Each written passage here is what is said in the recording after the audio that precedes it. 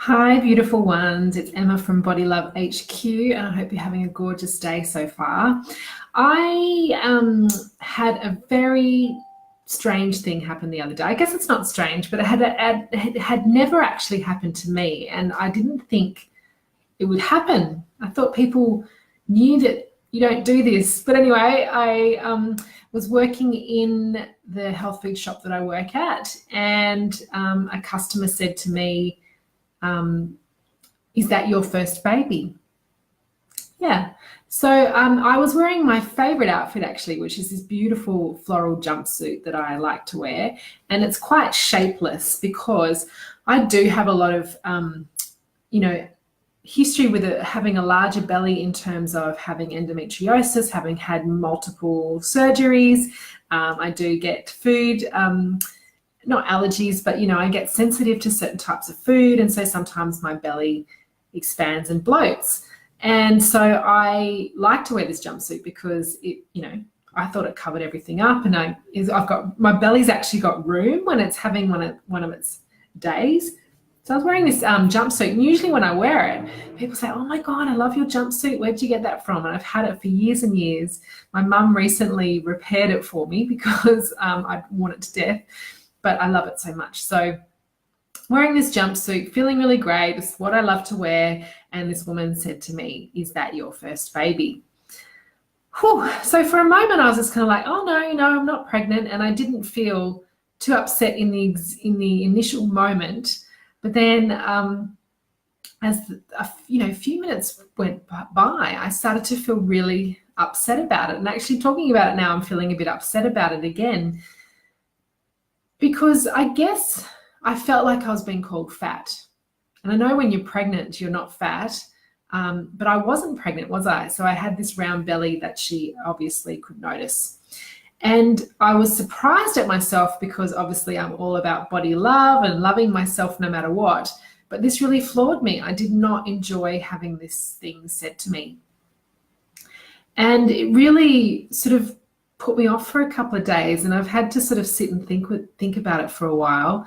And to be honest, I was just reading some of my Body Love Academy students and their assignments that they do every week, and they made me feel brave enough to come in and talk about this publicly. So I thought I would do that. And there's three main lessons that I kind of learned from this situation. And I thought I'd share them with you because, you might come across something similar, or you might have had something similar happen to you. So I guess if you feel brave enough, give me a thumbs up, on Facebook or on YouTube, and let me know if this has happened to you. So the first thing I wanted to talk about was I hoped that we were over this whole women checking out other women's bodies thing. And give me a like, or say yes in the comments if you agree that we don't need to be looking at other people's bodies. The way other people look have nothing to do with you. We should be looking people directly in the eyes and really noticing who they are as a person and what they have to say. And the shape of their body shouldn't matter. So it's not something that you should necessarily be checking out. I know a lot of us have been brought up to be quite competitive when it comes to bodies. But let's make a pact right now that we're not going to be checking out people's bodies anymore. I know it's going to be a hard thing to stop maybe overnight if that's something you've been doing for a long time, but let's agree right now not to do it anymore. Okay, the second thing I just wanted to point out was that this body love stuff is ongoing, right? I was surprised at how hurt and sad I felt about this for the last few days. And I'll put a link to the podcast I did recently with Helen Marshall from Primal Alternative, because I talked a bit about this, about how people have commented on my belly my whole life. And so it still brings up sadness, and it still brings up hurt, and it still makes me feel upset when people comment on my belly, no matter how much work I've done on myself. So I just want you to understand that if you decide to love your body and start to treat your body with love, it's going to be an ongoing thing. You're not going to wake up every day and be ecstatic with the way you look, and things will happen like this happened to me, where you have to sort of dig deep and get back into loving yourself and understanding that you are beautiful no matter what people think of your belly or any other part of your body.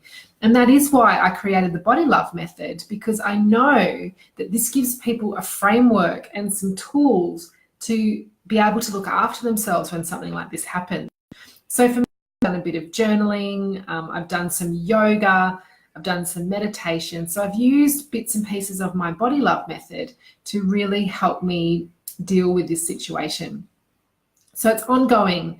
That's the second thing I want you to know about body love. And I know that sounds a bit frustrating. It'd be better if we could just tick a box and say, it's all done. I love my body now 100%. But if we flipped it back in the other direction, if you were going to go and get a six-pack at the gym, you'd have to keep going to the gym. You don't get a six-pack and it stays that way. And unfortunately, it's the same with body love. You love your body, but you have to keep working at it every single moment of every single day. And then the third thing I just wanted to point out is that, look, I have a level of compassion, of course, for this woman and for any woman who's been in my situation or been in her situation, because she was bloody embarrassed, that's for sure. But I was probably more embarrassed than her. But basically, I just want to remind everyone that we are conditioned. We have been subjected to conditioning around our bodies our entire lives. So this is something that's going to keep coming up. And I want you to recognize that if someone says something like that to you, that's from their own conditioning. And the same with me, like my response is from my conditioning. And this is where one of the most beautiful parts of the Body Love Method can come into play, because we can actually think about the word forgiveness. Forgiveness is such an important part of the Body Love Method. So going back to forgiveness, letting go of the idea that this could have not happened, because it has happened. It's acceptance. And so to the woman who said that to me, I just want to say to you, I forgive you. I'm sorry. Thank you. And I love you. And I guess each time something like this happens, it gives us an opportunity to grow and gives me an opportunity to share with you. So that's what I've learned, 3 things. I'm going to put a link to Helen's podcast that I did with her recently so that you can listen a little bit more about my story and my belly if you're interested. And also I'll put a link to the Body Love Method VIP program in case it's something that you want to learn, so that you have tools to fall back on when, hopefully not when, but if something like this ever happens to you. Have a beautiful day, and I look forward to speaking to you soon. Thank you. Bye.